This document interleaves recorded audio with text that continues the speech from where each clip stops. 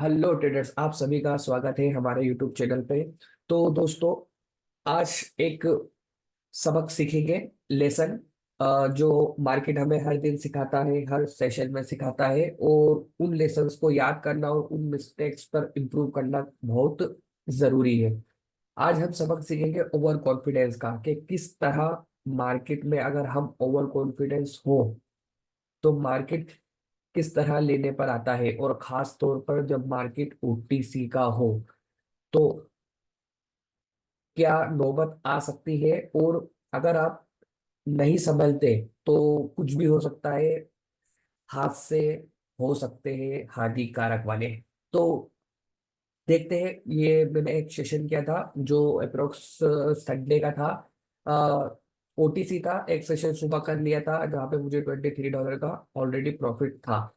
Then मैं again दोपहर में मार्केट में इंटर हुआ, और मैंने सोचा कि इसको अप्रोक्सली अपन 50 के अकॉर्डिंग कर लेते हैं। और मैं एक अच्छी मार्केट को तलाश कर रहा था काफी देर से, और कंटिन्यूसली मैंने उस मार्केट को तलाश किया। देन जब मुझे वो मार्केट अच्छी मिली तो मैं बहुत ज्यादा ओवर कॉन्फिडेंस हो गया, क्योंकि उस मार्केट में मैंने अक्सर प्रॉफिट जनरेट किया है।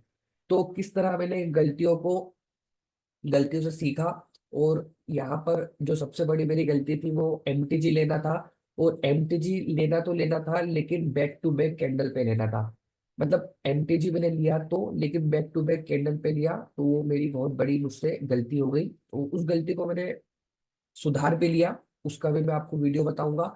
और ओटीसी में ही उस गलती को सुधारा, और किस तरीके से सुधारा, और किस तरीके से जो आज मेरे साथ इस सेशन में हुआ मैंने उसको अगले सेशन में किस तरह से रिकवर किया, स्टेप बाय स्टेप मैं आपको हर चीज बताऊंगा।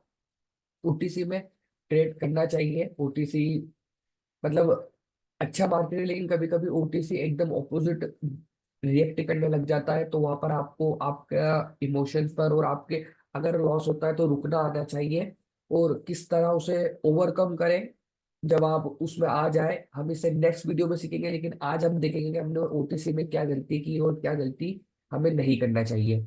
तो स्टार्ट करते हैं वीडियो। तो ये सेशन मैंने किया था, मेरा ओवरऑल $23 का यहाँ पे प्रॉफिट था। मैंने एक अच्छी मार्केट की ढूंढा, एक अच्छी मार्केट की मुझे मिल जाए, तो काफी तलाश करने के बाद मुझे एक मार्केट मिल गई जो बहुत ज्यादा स्ट्रॉन्ग डाउन के मोमेंटम में थी। अब इना मोमेंटम बहुत अच्छे डाउन के मोमेंटम में थी। अब मैं यहाँ पर एक अपॉर्चुनिटी का वेट कर रहा था। मैंने यहाँ पर ट्रेंड लाइन लगाई, हॉरिजॉन्टल लाइन लगाई कि मार्केट का ओवरऑल टारगेट नीचे जाना है। और मैं वेट कर रहा था, यहाँ पर एक मैंने ट्रेंड लाइन भी लगाई कि ओवरऑल सेलर्स की पोजीशन का है, लेकिन इतने स्ट्रॉन्ग मोमेंटम को ये दो बायर्स की कैंडल तो नहीं रोक सकती थी। तो इन दो कैंडल को मैंने मोमेंटम बनाकर, इन दो कैंडल को मैंने रिट्रेसमेंट बनाकर यहाँ पर ट्रेड लगा दी डाउन की, क्योंकि इतना स्ट्रॉन्ग मोमेंटम है। और मैंने यहाँ पर दो ट्रेड ओपन कर दी। इतना स्ट्रॉन्ग मोमेंटम है, ये दो कैंडल इस मोमेंटम को नहीं रोक सकती, इस फोर्स को स्टॉप नहीं कर सकती। बट मैं ओवर कॉन्फिडेंस हो गया था, मैंने कुछ रिएक्शन को नोटिस नहीं किया, मैंने गैप को नोटिस नहीं किया, और बस प्रॉफिट में था। प्रॉफिट के उससे प्रॉफिट करना बहुत आसान होता है, आप प्रेशर रिलीव कर सकते हो। बट ओटीसी हो तो आपको थोड़ा सा स्टेप फॉरवर्ड, कदम थोड़ा फूक फूक के रखना चाहिए, क्योंकि ओटीसी कभी भी अपना एल्गोरिदम चेंज कर देता है। इस एल्गोरिदम की अंडरस्टैंडिंग आपको होना चाहिए कि मार्केट में कब सिचुएशन, कब सिनेरियो चेंज होने वाले हैं। तो ये वाली हमारी ट्रेड सही थी, बट इसमें मैंने गैप का रीजन नहीं जाना, और बिना कुछ देखे यहाँ पर मैंने डाउन की ट्रेड कर दी। क्यों करी? क्योंकि उसका सिंपल सा रीजन था, इतना स्ट्रॉन्ग मोमेंटम था, और इस स्ट्रॉन्ग मोमेंट में ये दो कैंडल रिट्रेसमेंट थी। बेशक ये एक मॉर्निंग स्टार था, बट ये रिट्रेसमेंट बन सकता था। मैंने यहाँ पर गैप का रीजन नहीं जाना, जिसकी वजह से मेरा ये लॉस हो गया। कोई दिक्कत नहीं, बट उसके बाद गलती कहाँ हुई? अब मैं जो आ गया वो आ गया रिवेंज मोड में। रिवेंज मोड में मतलब मैं मैंने इन दो कैंडल को तो रिट्रेसमेंट बनाया और अगली कैंडल पे ट्रेड किया। बट अब मैं यहाँ पर कोई रीजन नहीं देख रहा हूँ, और बैक टू बैक ट्रेड कर रहा हूँ, एमटीजी ले रहा हूँ। देखिएगा आप किस तरह से मैंने नेक्स्ट ट्रेड ली।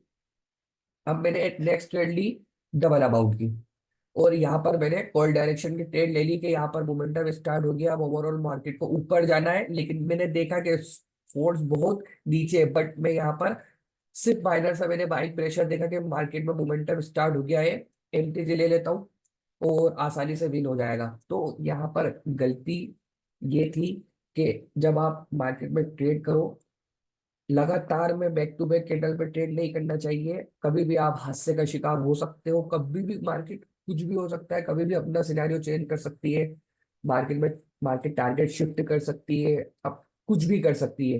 देन मैं अगेन काउंटर मोड में आ गया, एग्रेसिव मोड में आ गया, अपने इमोशंस में आ गया और मैंने यहाँ पर अमाउंट सिलेक्ट कर लिया 16। अब मैं कोई एनालाइज नहीं कर रहा हूँ, अब मैं सिर्फ ट्रेड कर रहा हूँ रिवर्स बोर्ड में। तो आप देखिएगा इस रिवेंज बोर्ड का असर क्या हुआ, और देखिएगा आप। अब मैंने उसके बाद कैंडल टू कैंडल ट्रेड करना चालू कर दिया, कुछ भी नहीं देख रहा हूँ। मैंने यहाँ पर देखा कि यहाँ पर मोमेंटम था, अप की ट्रेड कर दी, यहाँ पर सेलर्स आ गए, इतना स्ट्रॉन्ग मोमेंटम है, और मैंने डाउन की ट्रेड कर दी। मैंने नहीं देखा कैंडल का रिएक्शन क्या था, बस ट्रेड मैंने कर दी, मेरी ट्रेड प्लेस हो चुकी है। अब देखिएगा आप, ये ट्रेड में मेरी लॉस चले जाएगी। मतलब जब हम मार्केट में ट्रेड करें तो थोड़ा सा पेशेंसली एक दो ट्रेड 5 मिनट रुक के करना चाहिए। बैक टू बैक भी ट्रेड कर सकते हैं, लेकिन वो एज अ एक्सपीरियंस आप कर सकते हो। और ओटीसी में तो ये गलती नहीं करना चाहिए कि आप बैक टू बैक ट्रेड करो, यहाँ पर मेरी गलती थी।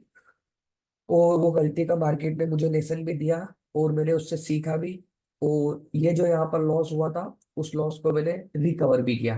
तो देखिएगा ये वाली ट्रेड भी हमारी लॉस चली जाएगी। अब मैंने अमाउंट यहाँ पर देखिए फिर डबल कर लिया है, मतलब मैं एमटीजी पे एमटीजी करे जा रहा हूँ विदाउट किसी एनालाइज के। बस मैं सोच रहा हूँ कि मेरी एक ट्रेड तो विन हो ही जाएगी। तो देखिएगा आप ओवर कॉन्फिडेंस कभी कभी कितना घातक हो जाता है। अब मैंने यहाँ पर अगेन अप डायरेक्शन में ट्रेड कर दी। अभी बस थोड़ा सा मैं यहाँ पर रिएक्ट कर रहा हूँ, मार्केट को देख रहा हूँ क्या करना है क्या नहीं करना है। पूरी मैंने डाउन की ट्रेड कर दी अगेन, यहाँ पर मैंने रिवर्सल कर दिया।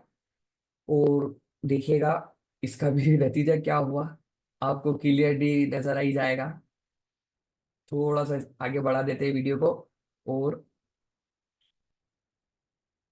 तो ये ट्रेड भी हमारी हो गई लॉस। जब यहाँ पर हमारे को इस कैंडल के बाद अप की ट्रेड करना थी, बट मैंने यहाँ पर कर दी डाउन की ट्रेड, और ये ट्रेड भी हमारी हो गई लॉस। और बैक टू बैक यहाँ पर मैंने 4 ट्रेड लॉस करके और अपने अकाउंट को 34 माइनस में लेके आ गया, जबकि मेरा अकाउंट 23 प्लस में था। तो देखा आपने कि किस तरह से हम अगर बैक टू बैक ट्रेड करें ओटीसी में तो हमारे साथ हादसे हो सकते हैं, और हम उस हादसे का शिकार बन सकते हैं। तो हमेशा जब भी आपको, अगर आपकी एक्यूरेसी परफेक्ट मालूम है कि मेरी एक्यूरेसी अप्रोक्सीमेटली 70-80 है, 2-3 पे मैं विन, 2-3 ट्रेड्स के बाद मैं विन कर लेता हूँ, तो भी आप रुक कर ट्रेड करें, सही साइड अपॉर्चुनिटी का वेट करें। मार्केट अनप्रेडिक्टेबल है, अनसर्टेनिटी मूवमेंट कभी भी दे सकती है, कभी भी अपने सिनेरियो को चेंज कर सकती है। तो आपके माइंड को उस चीज को अंडरस्टैंड करने में कुछ मिनट का वक्त लगता है। कभी कभी ये चीजें काम करती है, लेकिन कभी कभी काम नहीं करती है, तो हमारे को लॉसेस का सामना करना पड़ सकता है। लेकिन मैं चाहता तो इसके बाद भी ट्रेड करता, बट मैंने ट्रेड्स नहीं की। मैंने कुछ छोटे ट्रेड से इसको रिकवर करने की कोशिश की, बट वो हो नहीं पाया, तो फिर मैंने स्टॉप कर दिया। इस लॉस को मैंने अगले दिन रिकवर करा रियल मार्केट में। उसकी वीडियो नहीं लेके आऊंगा मैं। अब जो नेक्स्ट वीडियो लेके आऊंगा वो नेक्स्ट वीडियो रहेगी ओटीसी की ही, और इसी पेयर की रहेगी, और किस तरह मैंने इस पेयर में अपने लॉस को रिकवर किया, वो पूरा मैं आपको स्टेप बाय स्टेप अगली वीडियो में बताऊंगा। तो ये वीडियो कंटिन्यू है, नेक्स्ट पार्ट जरूर देखिएगा, वो भी काफी इंफॉर्मेटिव होने वाला है। और अगर आप इस वीडियो में लास्ट तक बने हुए हैं तो मेक श्योर, मैं एज्यूम करता हूँ कि आप नेक्स्ट वीडियो भी देखेंगे। तो नेक्स्ट वीडियो में लेकर आऊंगा, वो भी ओटीसी पर रहेगी, और स्टेप बाय स्टेप अगर लॉस हो भी जाता है तो हमें मार्केट में किस तरह से रिकवर करना चाहिए। एग्रेसिव मोड में नहीं, एग्रेसिव मोड में जब लॉस रिकवर कर सकते हैं जब मार्केट हमारे मूवमेंट के हिसाब से चल रही हो, लेकिन जब मार्केट नहीं चल रही हो तो उस मूवमेंट को समझ के हमें थोड़ा थोड़ा अमाउंट वहां पर इंक्रीज करके किस तरह से अमाउंट इंक्रीज करके लॉस रिकवर करना है, मैं आपको ये नेक्स्ट वीडियो में बताऊंगा। तो thank you for watching this video.